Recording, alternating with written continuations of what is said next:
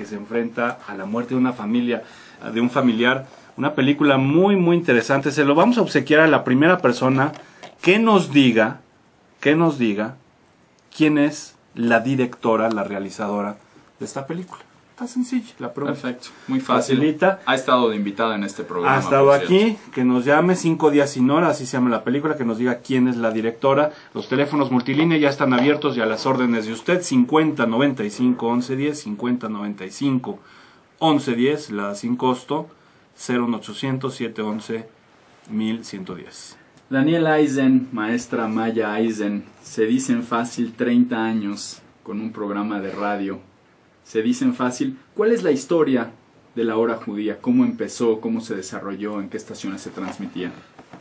La historia fue muy simple. En el movimiento del 68 estábamos sentados pensando qué hacer al respecto. Yo era representante, sin estar en la universidad, estaba en la prepa, pero de alguna manera extraña resulté representante de ciencias políticas en el movimiento. Y en la tarde me hablaron y me dijeron, hay un montón de tanques entrando a la UNAM. Es un movimiento muy extraño porque yo tomé mi carro, estaba yo en la Avenida Universidad, me fui volado por toda la Avenida Universidad, llegué a la UNAM, estaban empezando a dar vuelta los primeros tanques en la UNAM, yo entraron los tanques como si estuviéramos todos paseando, nos saludamos unos a los otros, llegué a la Facultad de Ciencias Políticas, 3 gentes se subieron en mi coche, nos salimos, nos fuimos de regreso a Narvarte y prendimos la televisión. Como que para ver qué pasaba, a ver si la televisión nos contaba qué pasaba. Y sí, la televisión nos empezó a contar, empezaron a más o menos enseñarnos lo que era, y dijimos, ¿qué vamos a hacer con todo esto? Alguien tiene que entender que hay una consecuencia a actos que yo considero mal hechos. Yo considero que lo que se vive hoy en México es una consecuencia directa de esa entrada de tanques a la UNAM.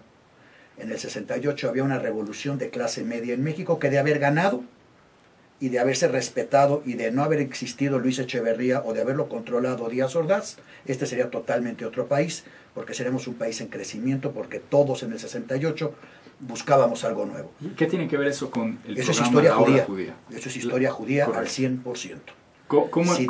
Si permites que las cosas sucedan y te quedas cruzado de manos, pagas las consecuencias. Correcto. Y México ha actuado desde el 68 hasta la fecha, permitiendo que las cosas pasen y creyendo que no le van a pasar a uno, sino solo otro al vecino. Cuando lo metes dentro de historia judía, descubres que cuando le empieza a pasar algo a tu vecino, te va a tocar. Y o participas y haces algo para evitarlo, o el otro va a tomar ventaja de eso. La ley del valiente vive mientras el cobarde quiere es absolutamente definitoria en los procesos políticos, según yo. Y así surgió el programa, digamos, ahí es cuando empezaron a reflexionar acerca de... Sí, empezamos a reflexionar acerca de qué hacer con eso, y uno de mis amigos que tenía yo ahí era uno de mis favoritos porque él tocaba la guitarra y cantaba. No me gustaba cómo cantaba, pero a las niñas sí les gustaba. Entonces, él cantaba y se juntaban muchas niñas y sobraban. Entonces, uno podía pues estar ahí presente y aprovechar lo que otros no podían aprovechar ni modo. Y conocías gente, más que nada para conocer gente, tener amistades, claro. Y tenías muchas amistades. Y una mañana él dijo, pues yo te ayudo, si quieres hacer un programa de radio, yo te ayudo. Dijo, ok, pues nos vamos mañana y vemos qué hacemos. El mañana pasó varios meses porque la UNAM se desubicó por mucho tiempo. Y cuando finalmente pudimos volver a entrar a la UNAM, yo llegué a Radio Universidad, él no llegó a la cita, me dejó plantar, dije, ¿qué hago? Y decidí que para demostrarle que si quedas en algo lo tienes que hacer, yo voy. Nada más por llevar la contraria. Yo llegué a la entrada de la estación, llegué a Radio Universidad, a la entrada de la estación había un señor abriendo la puerta, un señor de pelo blanco, y le pregunté, le dije, oiga, estoy buscando Radio Universidad. Pues aquí es que estoy buscando al director, ¿usted sabrá quién es? ¿Para qué? Es que quiero hacer un programa. ¿Por qué? Pues yo quiero hacer un programa de historia judía, para que la gente entienda lo que está pasando en el país. Porque yo siento que lo que está pasando en México ahorita es una reproducción casi en carbón de historia judía y que puede llegar a los mismos extremos de desquiciamiento que llegó en su momento en la historia judía. Dice, interesante teoría, pero ¿sabes qué? Hoy estoy tomando posición como director de Radio Universidad, así que no puedo atenderte hoy. Pero si vienes dentro de 5 días, platicamos. Y cuando llegué a los 5 días...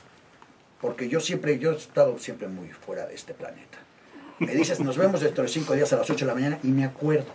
Y llego a los 5 días a las 8 de la mañana, ni siquiera te hablo para confirmar, pues ya quedamos. Hay gente que pronto me dice, te mando un email un año después. Yo me acuerdo que me dijeron, te mando un email y todavía no lo recibo.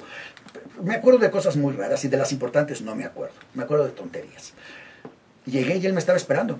Él me estaba esperando y me dijo, tienes que empezar este viernes con un programa de media hora. A ver, ¿qué haces? Lo único que no se nos había ocurrido pensar es qué vamos a hacer con un programa de media hora. Entonces yo decidí que íbamos a hacer un programa de historia judía en 13 capítulos. Y vamos a dividir la historia judía en 13 capítulos y a meterle un poco de a ver qué musiquita encontrábamos ahí.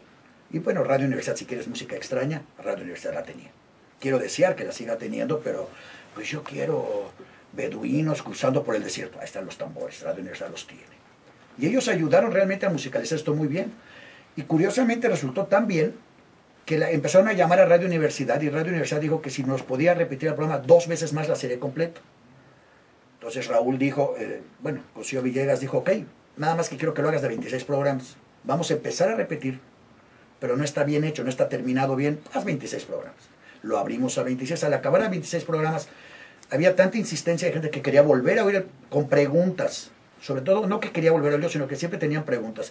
¿Y por qué no creen en Cristo? ¿Y por qué sí creen en Cristo? ¿Y por qué si Cristo sí era y si no era? ¿Quién es judío y quién no es judío? ¿Y si es mi abuelita? ¿Y si mi apellido González? Todo tipo de preguntas. Y entonces decidimos salir a la calle a buscar una estación de radio que nos vendiera tiempo para poner un programa de 1 hora, una vez a la semana, 1 hora judía. Salimos a la calle y Radiorama Canal 71 ofreció vendernos el tiempo. Yo soy muy flojo, entonces yo no podía tener un programa temprano en las mañanas y definitivamente no iba yo a tener un programa en las noches. Yo en las noches estaba ocupado pues, con el amigo que cantaba. Entonces si él cantaba yo no podía estar ocupado en otras cosas. Lo único que me quedaba era el domingo en la mañana. Yo tenía que encontrar un momento, en aquel entonces era muy fácil la Ciudad de México. Había que encontrar un momento entre la hora en que se despertara la gente y la hora en que la gente se iba a reunir a donde tú quieras, al deportivo o a la iglesia. Y estoy subrayando adrede a la iglesia. 70% de nuestros radioescuchas siempre fueron no judíos. El punto más bajo fue 70%. Muy similar a lo que tenemos aquí. Bueno, y la gente te dice, ¿y por qué un no judío? Es que es muy interesante. ¿Cómo? Y te oye, pero si no es judío. So what? ¿Y qué? Y leen la Biblia y no son judíos. Claro. Y no la leen y sí son judíos. Es romper estereotipos. Entonces... Estamos hablando, 1970 por ahí. Más o menos. Okay. Más o menos. 68, 60. Bueno, 69, 70. Okay. Y yo salí a la calle. Yo creo que las cosas cuando se dan.